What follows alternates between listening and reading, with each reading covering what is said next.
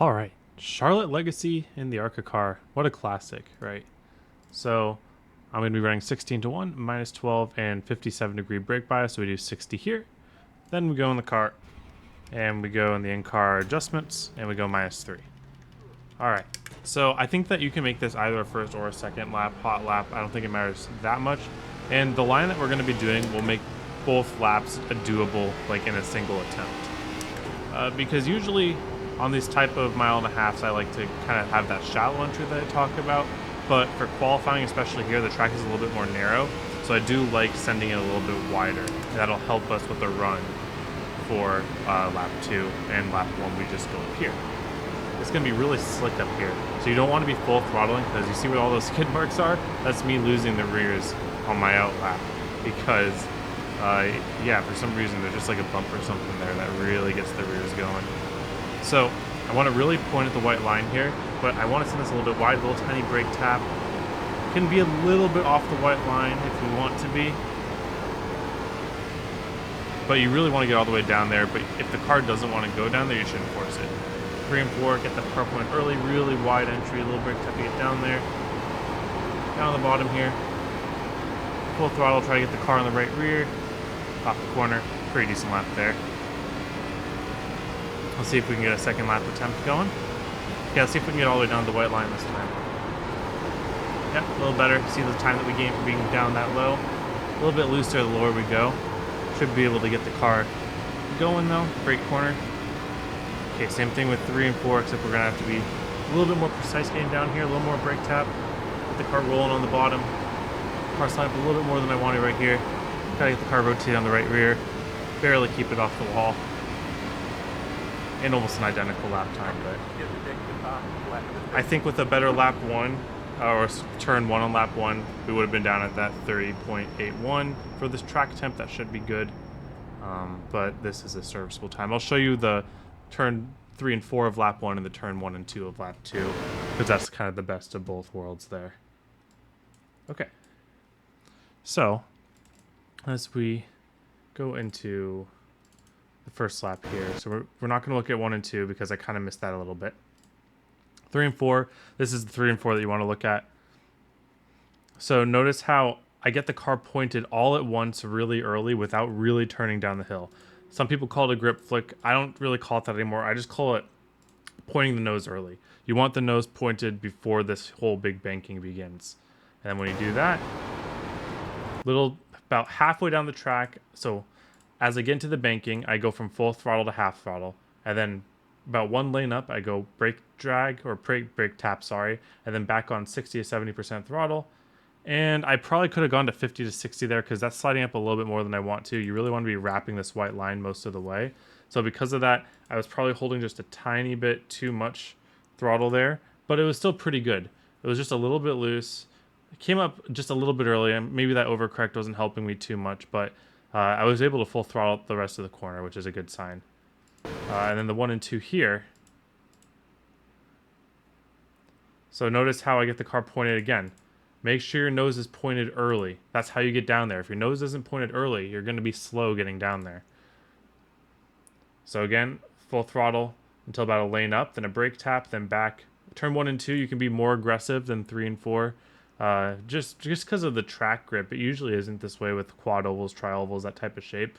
But for whatever reason, turn 1 and 2, I tend to have more grip coming off the corner than 3 and 4 in terms of the literal surface.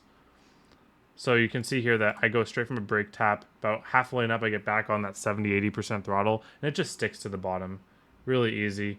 A little bit of a loose moment, but we can just help it up the track, and it doesn't really have too much of an issue getting up there. You can keep it off the wall fairly easily. So if we put those two together, we had a much better lap than the sum of its parts. But again, 3 and 4, you want to make sure you get all the way to the bottom. Get on that perfect throttle so that you're not bouncing off the white line, just sticking to it for a little bit, and then just deal with the looseness afterwards. And then 1 and 2. Nose pointed early. More aggressive on the throttle just because it's more grip. Maybe I was a little bit over aggressive there, just because the car was sliding up a little bit more than I wanted to, but it was still pretty good.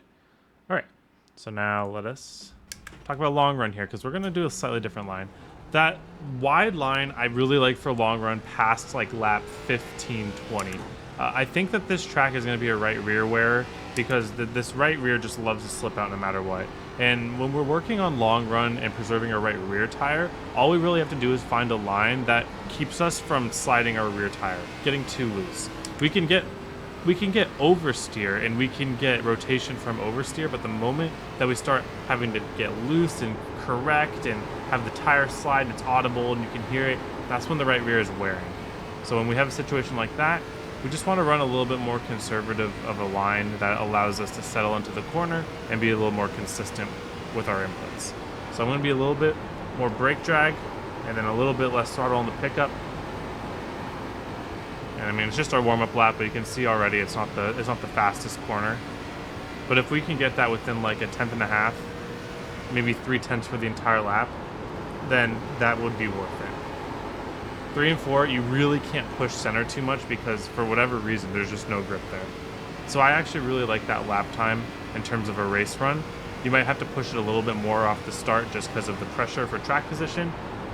But if you can get spread out and kind of run a little bit shallower entries, turning in, pointing your nose early, look at that, just not even 2/10 off that corner for my best lap where I was just sliding all over the place.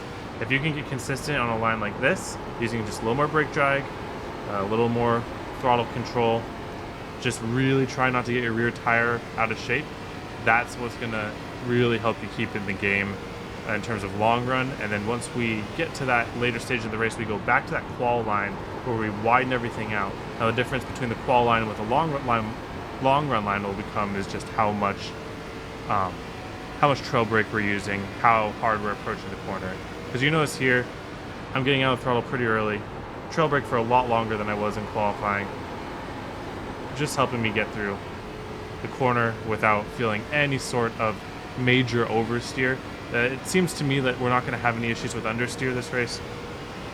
Right front tire should be fine unless you're overdriving the corner. If you really find that you're wearing your right front tire over your right rear, check to see if your nose is pointed towards the white line before the corner begins, because if not, you're using your steering wheel to make up that angle. Whereas look at here, just early point, get down to the bottom, add a little bit of steering wheel when the car's locked into the bottom. Oh, you see, that's what we're trying to avoid, right? We're trying to avoid being too aggressive on the throttle and getting that moment on our right rear. That's where the right rear tire wear comes from. So it's hard to do and talk at the same time, but when you're in a race, it's all about that consistency. Now my right rear has a lot less grip to give, and you're going to see my lap time slow down as the temperatures start to equalize again. But I'm not handling very good right now, and this should be a good lesson on how you should approach the race, because the moment you have a moment like that, you're pretty junked for the next 5 laps at least, if not for the whole race. So just learn what line that you can run without having any risk of sliding your right rear. That's going to be the most important thing. We'll do one more lap here, see if I can recover. A little bit aggressive on throttle, I'm sliding up. Should be fine to rotate on exit.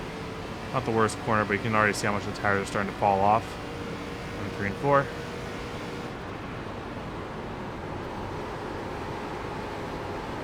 Just really want to paint that white line on the bottom.